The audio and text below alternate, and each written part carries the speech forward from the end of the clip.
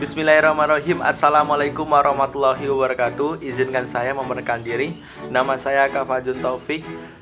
Saya di sini dan membuat video ini untuk memenuhi tugas dari Bapak Kamirudin MAG selaku dosen UIN Suska Riau Pekanbaru.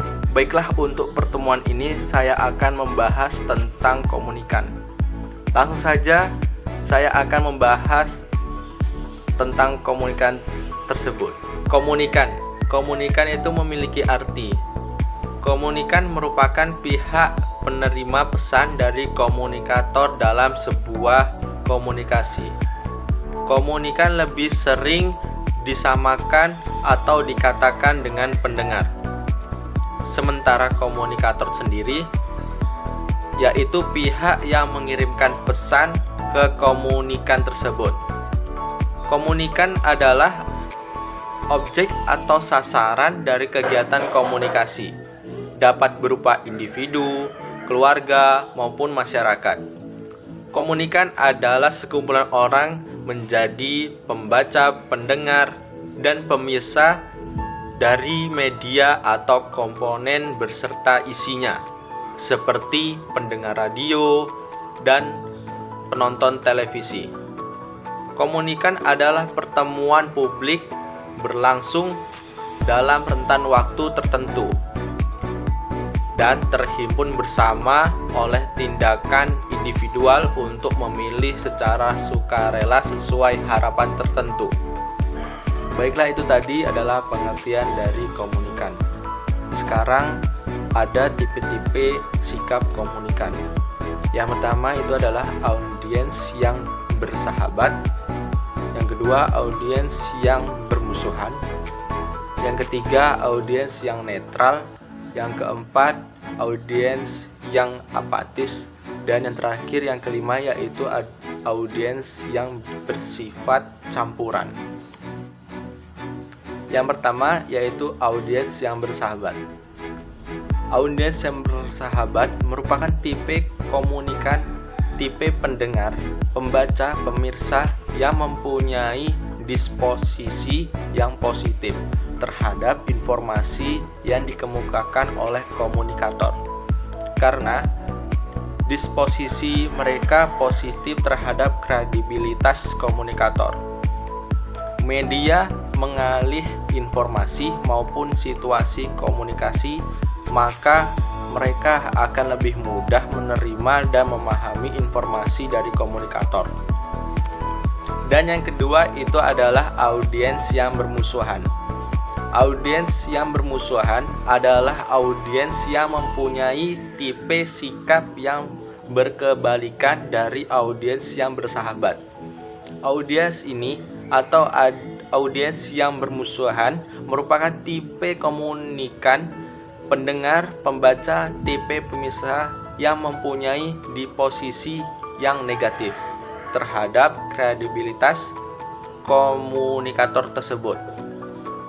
Yang ketiga yaitu audiens yang netral. Audiens yang netral adalah audiens yang mempunyai sikap yang netral, tidak memihak kepada komunikator atau pada informasi yang disampaikan oleh komunikator. Sikap komunikasi seperti ini mau berdiri di antara sikap positif atau negatif, namun kadang-kadang dianggap oleh orang yang berani memilih setuju dan tidak setuju sebagai tipe sikap yang ambigu, bahkan tidak tegas. Dan yang keempat itu adalah audiens yang apatis. Audiens yang apatis adalah audiens yang bersikap bodoh terhadap komunikator maupun terhadap informasi yang dia terima. Sikap masa bodoh atau malas tahu isi sebenarnya didorong oleh tingkat keterlibatan audiens terhadap informasi yang mereka terima. Artinya, tidak ada keuntungan atau kerugian apapun mereka terima lantaran disposisi positif atau negatif.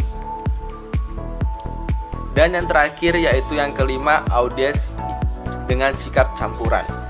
Audiens dengan sikap campuran adalah audiens dengan sikap bersahabat namun bermusuhan, dapat memberikan disposisi positif terhadap komunikator. Bersahabat namun netral, dapat memberikan disposisi positif namun bersikap masa bodoh. Itu tadi adalah tipe-tipe sikap komunikan.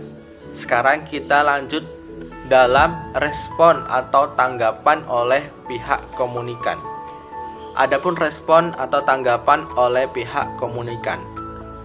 Yang pertama adalah respon langsung, yang kedua respon tidak langsung, yang ketiga respon yang kurang dimengerti, yang keempat respon yang dapat dimengerti, dan yang kelima respon yang bersifat netral serta respon yang bersifat negatif. Respon langsung. Respon langsung adalah respon yang diberikan secara langsung oleh pihak komunikan, tidak memerlukan jangka waktu yang relatif lama. Yang kedua yaitu adalah respon tidak langsung. Respon tidak langsung adalah respon yang memerlukan jangka waktu.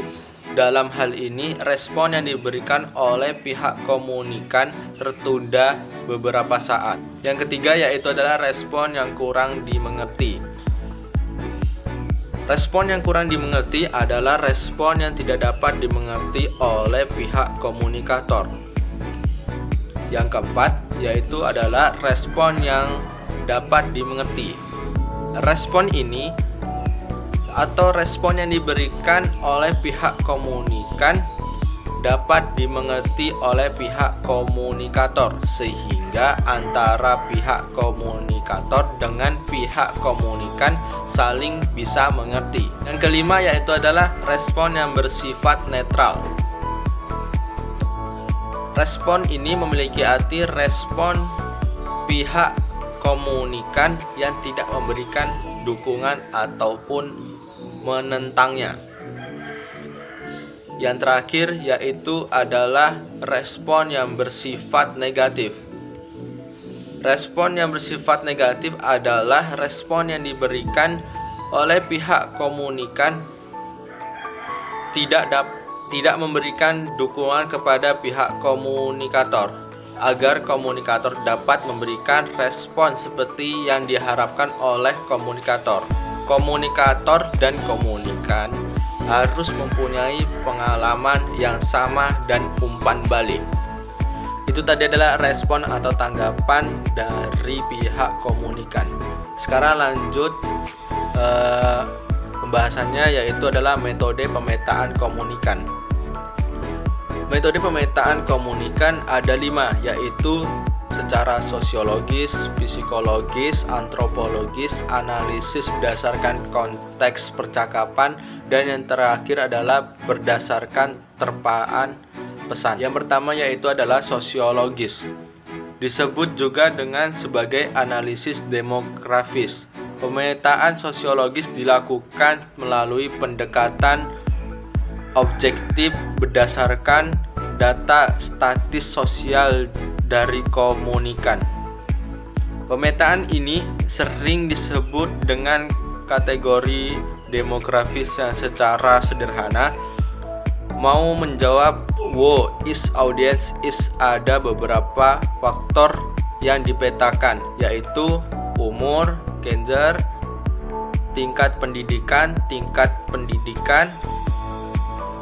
pengetahuan, jenis pekerjaan, tingkat pendapatan, dan agama.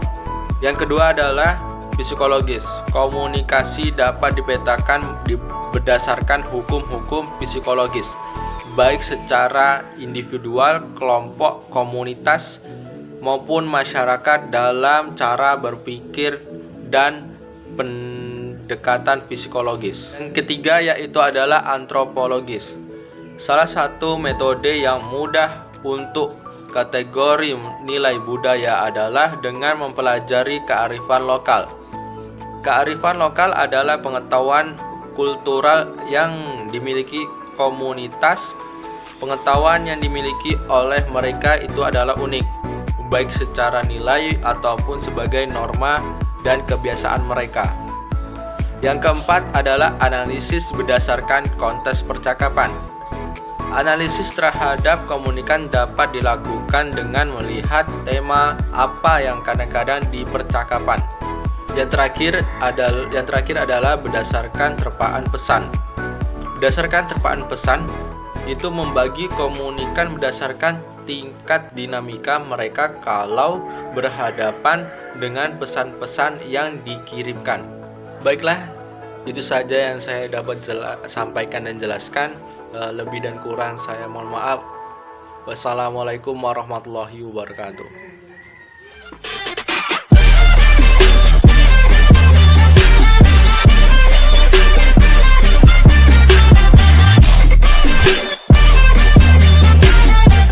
Jangan lupa like, comment, and subscribe.